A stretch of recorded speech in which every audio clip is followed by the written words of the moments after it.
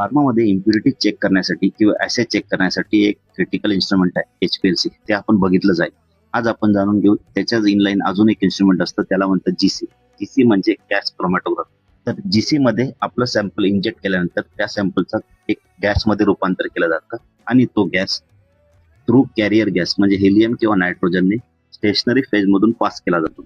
Stationery फेजची gas किंवा ते molecules वेगवेगळ्या पद्धतीने रिॲक्ट होतात आणि त्यांचा रिटेन्शन टाइम हा फिक्स असतो आणि नंतर ते डिटेक्टरला जाऊन भेटतात. डिटेक्टर जवळ एक डाटा येतो की कुठला गॅस कुठल्या रिटेन्शन टाइमला आलाय. रिटेन्शन टाइम म्हणजे त्या मॉलिक्युलने तो कॉलम मधून पास होऊन डिटेक्टर पर्यंत यायला किती वेळ लावला आहे.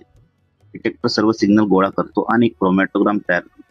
क्रोमॅटोग्राम मध्ये प्रत्येक पीक म्हणजे एक एक कंपाऊंड सेपरेट आणि त्याचा एरिया म्हणजे त्याचं कॉन्सन्ट्रेशन किती आहे. तर GC हे जनरली व्होलॅटाइल कंपाऊंड साठी वापरतात.